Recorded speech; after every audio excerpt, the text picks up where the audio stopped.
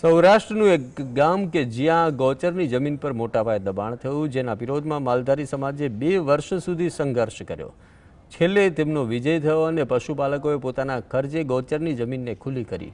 આ માટે માલધારીઓ પોતાના વહાલસોયા પશુઓને પણ વેચવાનો વારો આવ્યો છે।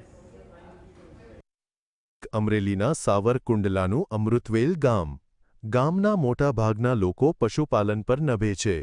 અમૃતવેલ ગામ અને તેના પાડોશી ગામ મેકડાના સીમાડા પર સદીઓથી રાજાશાહીના સમયનું એક વિશાળ ગૌચર અસ્તિત્વમાં હતું।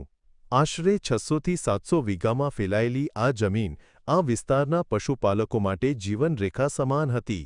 અહીંના આશરે 1000 જેટલા પશુધન માટે આ ખુલ્લી જમીન ચરિયાણનો આધાર હતી, પરંતુ સમય જતાં આ વિરાસત પર દબાણનું ગ્રહણ લાગ્યું।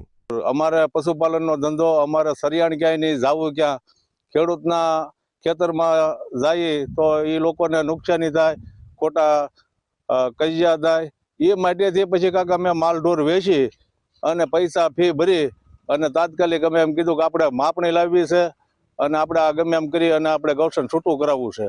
અને ગામનો પૂરો સાથ સહકાર હતો, બધા હારે હતા, પંચાયત હારી હતી, સરપંચ અમારી હારે હતા અને કે તમ તારે કરો, કાંઈ વાંધો નહીં, આપણે ગામમાં કાયમ શાંતિ થઈ જાય અને માલ ઢોરને તમારે સરવાનું થઈ જાય, તમારી રોજી રોટી એમાં જ છે। એ સમયાંતરે થયેલા ગેરકાયદેસર દબાણોએ ગૌચરને સંકોચી નાખ્યું ને પશુઓના ચરિયાણ માટેની જગ્યા સંપૂર્ણપણે નાબૂદ થઈ ગઈ। આના કારણે માલધારીઓ તેમના હકથી વંચિત બન્યા અને તેમનું જીવન નોંધારું બની ગયું, કારણ કે પશુધન વગર તેમનું જીવન અશક્ય છે। જો કે હવે ફરી માલધારીઓને મોટી રાહત મળી છે। અહીંના પશુપાલકો છેલ્લા 2 વર્ષથી પોતાના અધિકાર માટે લડી રહ્યા હતા અને આખરે તેમનો વિજય થયો છે। ગૌચર પરનું દબાણ હટાવવાની તેમની માગણીઓ સ્વીકારાઈ અને ગૌચર ખુલ્લું કરવાની કામગીરી શરૂ થઈ, જેનાથી માલધારીઓના ચહેરા પર રાહત અને ખુશીની એક નવી લહેર પ્રસરી ગઈ। આ દબાણો ખુલ્લા કરવા માટે અમારા દ્વારા અનેક લાંબા સમયથી ફરિયાદ કરવામાં આવી રહી હતી અને ફરિયાદના ભાગરૂપે તંત્ર દ્વારા સરકારી જમીન માપણી અમને ફાળવવામાં આવી છે। લગભગ 4 દિવસથી આ માપણીની કામગીરી ચાલુ છે અને હજી પણ 2-3 દિવસ સુધી આ કામગીરી ચાલશે। અમારા ગામમાં પશુઓની ખૂબ મોટી સંખ્યા છે અને ગૌચર ઉપર દબાણ હોવાથી અમારે પશુ ચરાવવા માટે ખૂબ મોટી તકલીફ થતી હતી। આ માટે અમે અનેક જગ્યાએ લેખિત મૌખિક રજૂઆત કરવામાં આવી રહી હતી। ખૂબ લાંબા સમયની લડાઈ પછી અમને તંત્ર દ્વારા આ જમીન માપણી ફાળવવામાં આવી છે। ગૌચરને દબાણમુક્ત કરીને સુરક્ષિત કરવાની પ્રક્રિયા માટે જમીનની માપણી અનિવાર્ય હતી અને આ માપણીનો ખર્ચ ઘણો મોટો હતો।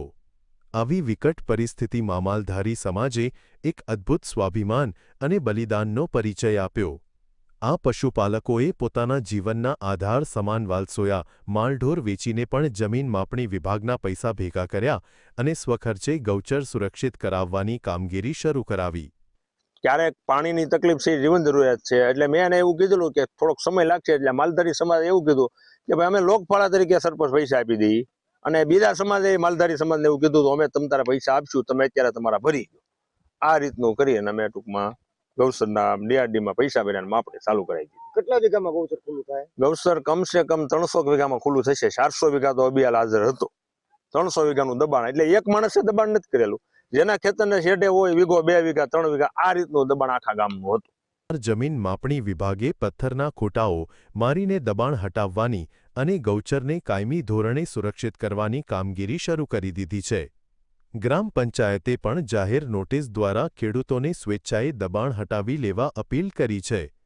ગામનું ગૌચર ભલે દબાણ મુક્ત થઈ ગયું, પરંતુ આ કિસ્સો ભારતના પંચાયતી રાજને એક સવાલ પૂછે છે, જ્યાં ગૌચરના હક માટે માલધારીઓને પોતાના પશુઓ વેચવા પડે એ કેવી વ્યવસ્થા? કલ્પેશ ખેર, GSTV, સાવરકુંડલા।